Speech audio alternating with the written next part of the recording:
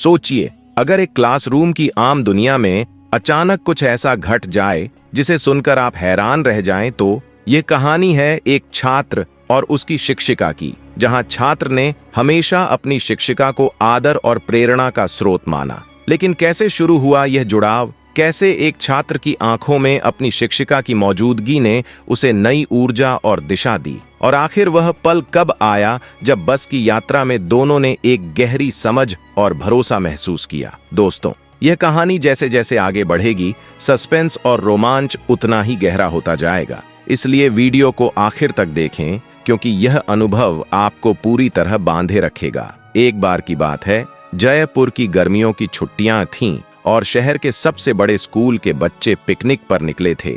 बस के अंदर हंसी ठिठोली, गानों की धुन और बचपन की खुशियां गूंज रही थीं। लेकिन इसी सफर में एक खास कहानी जन्म ले रही थी, जो दिलों को छू लेने वाली थी। यह कहानी थी सीखने और प्रेरणा की। सौरभ एक 18 वर्षीय छात्र और उनकी शिक्षिका मिस तान्या, जिनकी उम्र 40 के पार थी, मगर उनका उत्साह, मुस्कान और व्यवहार अब भी युवा सी ऊर्जा लिए हुए थे। उनका व्यक्तित्व इतना गर्मजोशी और सहजता से भरा था कि बस में उनका होना अपने आप में एक अनुभव बन गया। बस की पीछे की सीट पर बैठे सौरभ की नजरें अक्सर उनकी ओर जाती थीं। उसकी आंखों में सम्मान और प्रेरणा थी। जब भी मिस तान्या बस में चलती, सौरभ उनके हाव भाव और सहजता से प्रभावित होता। वह उनकी हर छोटी आदत को अपने मन में प्रेरणा की तरह कैद करना चाहता। मिस तान्या ने भी यह महसूस किया। उन्होंने सोचा कि यह छात्र की उत्सुकता और सीखने की चाहत है। धीरे धीरे, रोज रोज की मुलाकातों में उन्होंने समझा कि यह केवल एक आदत नहीं, बल्कि एक गहरी समझ और संवेदनशीलता है। पहाड़ी रास्ते पर बस थोड़ी धीमी हुई और मिस तान्या धीरे धीरे सौरभ की सीट के पास आईं। उनके आने से बस में अजीब सी चुप्पी छा गई। सौरभ थोड़ा घबराया, लेकिन उनकी सहजता और मुस्कान ने उसे आराम दिया। मिस तान्या ने हाथ मिलाकर उसे यह महसूस कराया कि वह अकेला नहीं है। बस में यह पल एक शांत लेकिन यादगार अनुभव बन गया। सौरभ ने देखा कि उनके शब्दों और दृष्टि में एक तरह की अपनापन और भरोसा था। वह समझ गया कि यह सफर सिर्फ एक पिकनिक नहीं,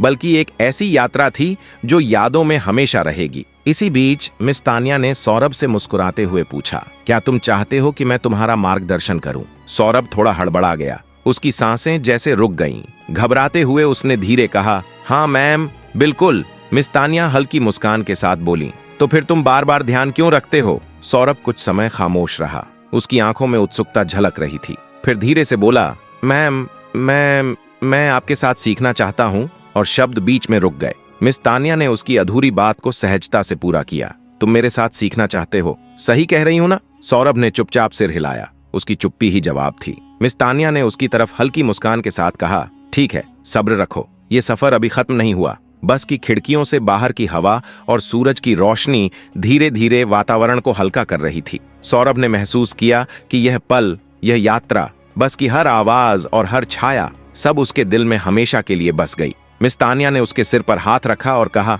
थोड़ा सब्र करो, अभी सफर खत्म नहीं हुआ। कुछ देर बाद बस हाईवे किनारे एक होटल पर रुकी। सभी बच्चे नीचे उतर गए। बस अब खाली थी। सौरभ भी नीचे उतरने ही वाला था कि मिस तान्या ने कहा, सौरभ, तुम यहीं रुको, मुझे थोड़ी तबीयत ठीक नहीं लग रही। सौरभ तुरंत समझ गया कि यह सिर्फ उनका इशारा है। उसने सिर हिलाया और वापस अपनी सीट पर बैठ गया। अब बस के अंदर सिर्फ वे दोनों थे।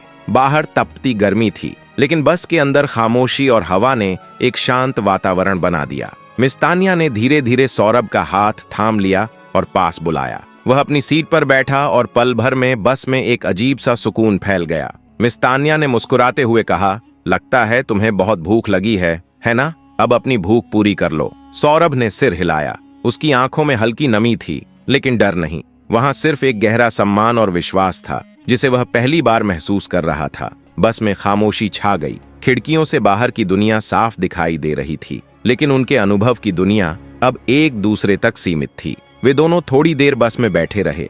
मिस तान्या ने धीरे से कहा, कभी कभी सफर केवल मंजिल तक पहुंचना नहीं होता, बल्कि इस समय का अनुभव लेना भी उतना ही महत्वपूर्ण होता है। सौरभ ने उस शब्दों में छुपा अर्थ महसूस किया। वह समझ गया कि यह पल, यह शांत वातावरण और यह अपनापन हमेशा उसके दिल में रहेगा। कुछ देर बाद बच्चे लौट आए। सौरभ और मिस तान्या दोनों शांत थे। उनके चेहरे पर हल्की मुस्कान और आंखों में अलग सी चमक थी। बस फिर से चल पड़ी, पहाड़ों से उतरती और खेतों के बीच से गुजरती।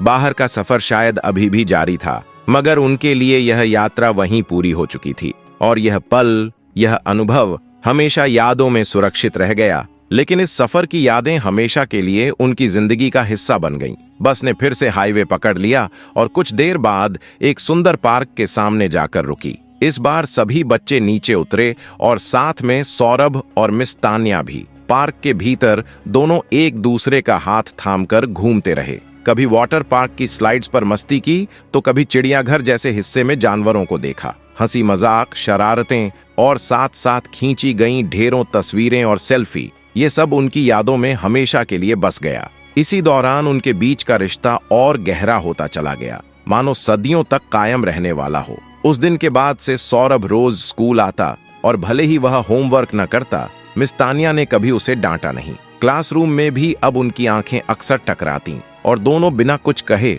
सब समझ जाते। एक दूसरे से दूर रहना अब उनके लिए नामुमकिन हो गया था। कुछ ही महीनों बाद मिस तान्या ने अपने बुजुर्ग पति से तलाक ले लिया और कोर्ट में जाकर सौरभ के साथ विवाह कर लिया। यह शादी उस दौर की मिसाल बन गई जिसने उम्र की परवाह नहीं की, सिर्फ सच्चे प्यार को अपनाया। शादी के बाद उनकी जिंदगी और खुशियों से भर गई। कुछ समय बाद उनके घर एक बेटे ने जन्म लिया जिसका नाम रखा गया अरुण। वह बेहद आकर्षक और सुंदर था। जैसे जैसे बड़ा हुआ, अरुण भी उसी स्कूल में पढ़ने लगा जहां कभी उसके माता पिता की कहानी शुरू हुई थी। समय बीतने के साथ मिस तान्या बूढ़ी हो चुकी थीं।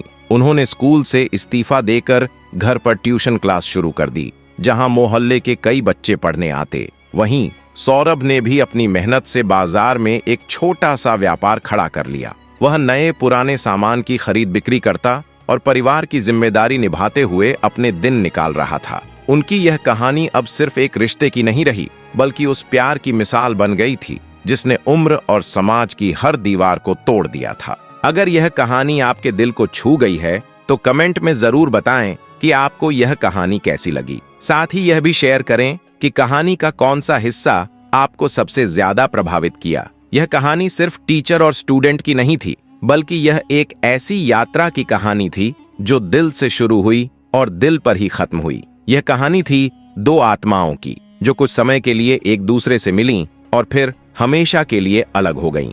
लेकिन इस मुलाकात ने उन्हें एक ऐसा सबक दिया जिसे वे जीवन भर नहीं भूलेंगे। दोस्तों, अगर आपको यह कहानी पसंद आई हो तो इसे लाइक जरूर करें, अपने दोस्तों के साथ शेयर करें और ऐसी ही और दिलचस्प कहानियां देखने के लिए हमारे चैनल को सब्सक्राइब करना मत भूलिए। आपकी सपोर्ट ही हमें और बेहतर कंटेंट बनाने की ताकत देती है।